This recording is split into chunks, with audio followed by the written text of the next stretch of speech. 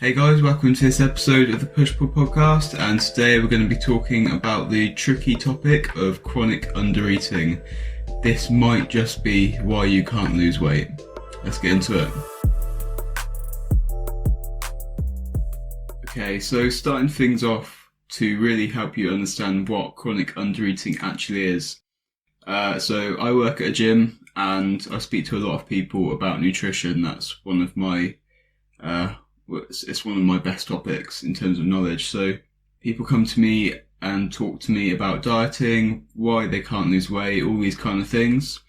And a very, very common theme is that these people have been dieting, in brackets, so dieting, for years and they haven't lost weight. And as far as they're aware, they've tried everything. They've done all the different diets.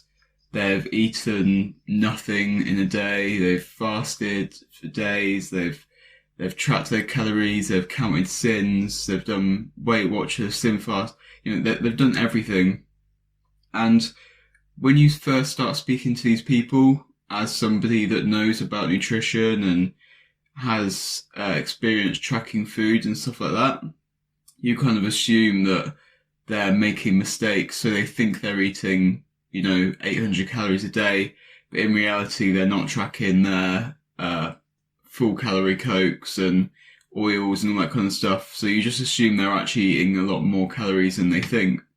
And then you dig deeper on these people and you find out that they are genuinely eating basically nothing. So you get women who are 150 to 200 pounds eating 500 to 800 calories a day. So genuinely impossible for them to get what their body needs in that amount of calories. And they've been doing this relatively consistently for years because they've been trying to lose weight. They're trying to diet. And it just seems that no matter how little they eat, they can't physically eat any less than they already are, but they're still not losing weight. And they're going to the gym, that's where I'm talking to them, so they're exercising on top of this and they just can't lose weight. It happens to more people than you'd think. Not everybody is just underreporting calories. Of course, there's a lot of people that are, but there are these people who are exercising, they are genuinely eating pretty much nothing, and these are the people that are chronically undereating, and this is probably why you can't lose weight. So my kind of thoughts on why this happens. Fat loss, when you go into a diet, the key of a diet is that you're aiming to lose fat, not lose weight, because losing weight can be water, muscle, anything like that. Fat is what we're trying to lose. So instead of calling it a diet, we'll call it a fat loss stage or phase, because that just clears things up. So fat loss should be a temporary phase in your life, not a constant process. It should be something that you take on, you lose some fat, and then you go back up to a healthy, normal diet where you can maintain the fat that you've lost without getting into this situation of chronic undereating. And this is where a lot of people go wrong. So when you enter a fat loss phase, you are taking calories away from your baseline intake. So let's say you've been eating, whether you know it or not, you are generally eating 2,000 calories a day and your weight is pretty steady or slowly going up as time goes on. To enter a fat loss phase, you would remove 400 to 600 calories from this number, generally speaking. And you would see steady fat loss over time. And then once you've completed your fat loss phase, which could be short, it could be long, it doesn't matter, you would then go back up to your baseline intake or your new baseline as it's adjusted based on how much weight you've lost. However, if you're telling me you've been in a fat loss phase for the last 2 years, you aren't in the fat loss phase. Nobody is in a pure fat loss phase for 2 years, or even a year in a lot of cases, but these people that have been in a fat loss phase for 2, 3, 4 years, for half their life, some of these people, it really does happen. It sounds extreme, but it's more common than you'd think. They're not in a fat loss phase, they just think they are. This is because the intake that you've had for all of these years, all that time, your fat loss intake, over that time, it's become your baseline and you didn't even realise it. So when you're eating in your fat loss phase for years and years, you're not actually eating in a deficit, a calorie deficit. You are eating your baseline. So if your diet, in commas, not in commas, in quotation marks, if your diet is the same as your baseline, then it's not a diet, and it's clear why you can't lose weight. So I hope that makes sense, because it is a really hard concept to explain. But the reason your dieting intake becomes your baseline intake is due to metabolic adaptation, and a lot of people don't realise the power that metabolic adaptation has. But your body is built to survive. You need to be as healthy as possible. You need everything to function correctly. And if one function isn't as necessary as another, you best believe it will be down-regulated or completely sacked off, just so that another area of your body can survive. This is why you see people losing hair, losing fingernails, all these kind of things when they're starved, because your body doesn't care about those kind of things as much, but it needs to keep your heart beating, you know? So if your baseline intake is so low for years and years, your body just thinks it needs to survive, and it's going to down-regulate certain functions in your body, and it's going to make you subconsciously move around less during the day, just do less, have lower energy levels, so that it can maintain certain functions. And it's going to do this until it's going to down-regulate functions until your daily expenditure is equal to your calorie intake, your daily intake. And this is what chronic undereating causes. So this isn't chronic undereating. Chronic undereating is the extreme low intake for years and years. Metabolic adaptation is the byproduct of chronic undereating. Hope that makes sense. So this really is a common trap, and like I say, more people fall into it than you think. And the problem with it is it doesn't physically make sense. If you know that you're barely eating anything and you know you feel like absolute crap, you've got no energy, so surely your body must need its energy from fat. It doesn't make sense how you cannot lose weight. And it's such a hard trap to get out of. And the reason it's so hard to get out of is because the only way out of it is to eat more. And that causes a massive mental struggle, especially if you're somebody that is really concerned about your body image, potentially got eating disorders, whether you realise it or not, but eating disorders brought on by the chronic undereating. For me to waltz into the room and tell you, yeah, eat another 1,000 calories a day, or however much it might be, we'll get to that in a second, that is a massive mental struggle for most people, especially because you know, and I know, that when you start eating more, the scale is going to go up. Whether or not you've actually put on fat, it doesn't matter. To those people, it's just the number on the scale, and it's going to mess with their heads so much. But what's really important to understand in these situations is that it's a cliche saying, but it's so true. You're taking one step back to take 2 steps forward. You need to eat more to reset your baseline. So we'll start off with just clearing up how much more, because that's, I just want to get that out of the way. It's a pain in the ass to talk about. I don't know how much you should eat more because I don't know you. If you're a 200-pound woman that's working an office job and you're eating 500 calories a day, the amount you need to increase is going to be less than a man that's 225 pounds and is a builder eating 500 calories a day. So it does depend on your situation.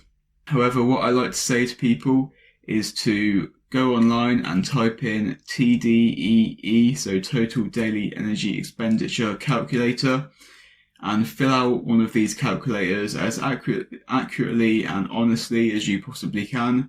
So don't say you're insanely active if you're quite sedentary, just be honest with yourself. And this will give you a rough amount, a rough number of calories that is your estimated maintenance intake. Now, this is probably wrong for most people. It's going to be off by at least a few hundred calories. However, it's a good baseline to assume when we're trying to find how much you should increase your calories. So if you're stuck in chronic undereating of 800 calories a day, and it comes out that your estimated maintenance calories is 1,800 to 2,000 calories a day, I would increase your intake by 800 to 1,000 calories. So if anything, you are below your baseline, but below your maintenance, but that is to help manage the mental struggle as well. So hopefully that helps you understand how much to eat more. If you need help on your individual situation, get in touch. Okay, so like I was saying, this is the process to get out of the trap. You need to eat more. The reason for this is we want to reset your baseline, because if your baseline is already as low as you can possibly eat, it's impossible for you to take more calories away to lose weight. If you're only eating 800 calories a day, but you need to be in a 1,000 calorie deficit to lose 2 pounds of fat per week, that's physically impossible unless you increase your expenditure loads. And these people do not have the physical energy, the physical capacity to increase their expenditure by that much. Their body will just downregulate somewhere else. It's impossible. So we need you to eat more and then just allow that to settle, reset your baseline. So this is not a quick process. Just don't think you're going to go from 800 calories to 1,800 calories for a week and suddenly your baseline will be reset. Think about how long you've been eating at your chronic undereating stage 4. If it's been a year, 2 years, 3 years, why would your body reset that in a week? We're looking more at months. So first off, you're going to increase your intake. We're going to spend a month or two being consistent with your new calorie intake to allow your baseline to reset. Once we have your baseline, so you're eating much higher calories, you're much more comfortable, you should feel better, you should sleep better, you should be happier, you should have more energy, you should be stronger in the gym, all these kind of things. Your baseline is reset, your weight has stopped going up, you've plateaued at your new baseline weight. We can then remove calories and you will start losing weight. The amazing thing is you don't need to go back to the calories you're eating before. If you went from 800 calories to 2,000 calories, you've reset your baseline to now at 2,000 calories. You don't need to go back down to 800 to start losing weight. You can drop down to 1,600, 1,500 calories, and you will be losing way more weight than you were at 800 calories, because 800 was your baseline. Now your baseline is 2,000. If you take away 500 calories from that a day, you should be generally losing around £1 a week. And this just blows people's minds when they realise this, because it does make sense. It's just hard to get your head around. And like I said, it's such a mental struggle. However, obviously, to stop you falling back into that trap, there's some things you need to do to avoid the same adaptation process happening all over again, so that you don't fall back into the trap of chronic undereating. So there's 5 things we're going to talk about to help you, to stop you from falling into the trap again of chronic undereating once you have been through this long process of resetting your baseline. And each of these things could genuinely be a whole long podcast or video by themselves. So by no means are we going to be going into each one in depth, but we will briefly go through each one, hopefully in enough detail for you to understand it and take away something. So the first one is going to be by implementing diet breaks. What a diet break is it's a temporary period where you increase your calories back up to maintenance level.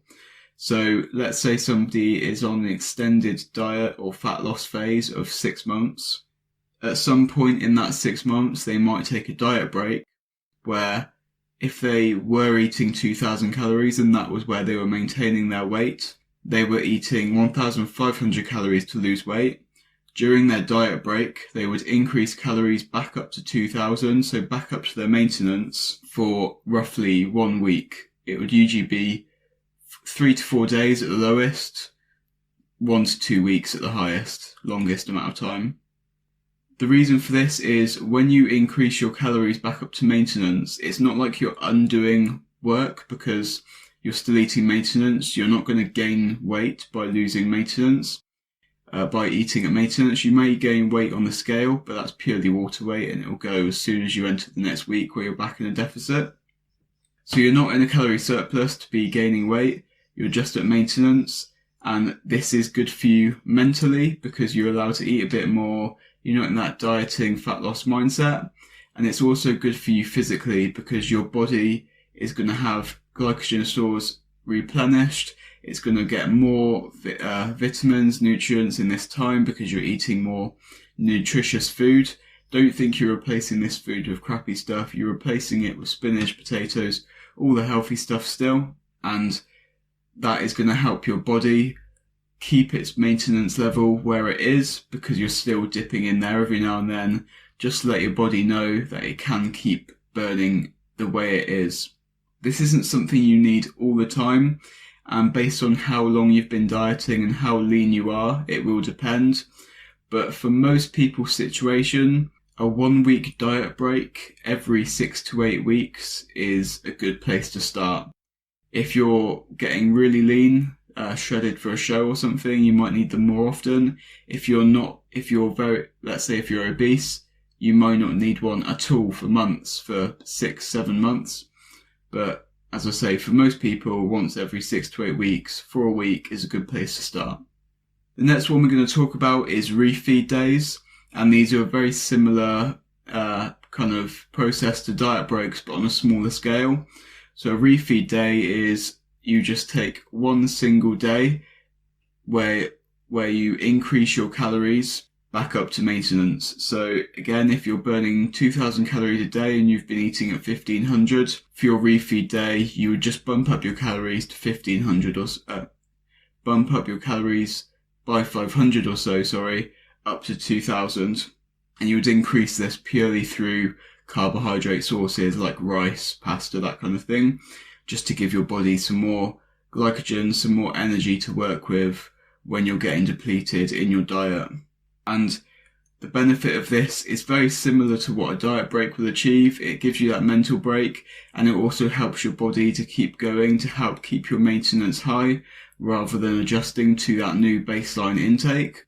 However, it's on a smaller scale because it's only 1 day rather than a diet break, which means you can implement them much more frequently. You'll see a lot of people doing refeed days once every week, so every Friday or every Saturday, something like that, or once every 2 weeks, something along those lines. However, personally, I think this is only necessary once you've gotten lean already. So sub 10% body fat for men, sub 20 to 18% body fat for women. That's when weekly refeed days really come in, are really necessary. But if you are, like I say, 30%, 40% body fat, a refeed day really isn't something you will need to help offset metabolic adaptation at the point you're currently at. The next one is a massive topic, and it's one that I'm definitely going to make a full podcast on at some point because I'm very passionate about it. But this is called reverse dieting, and it's very difficult to explain it briefly, but I'm going to try my best. This is basically a period of time where you slowly increase your calorie intake to increase your metabolic rate. And rather than this being something you do during your fat loss phase, this is what you need to do between fat loss phases.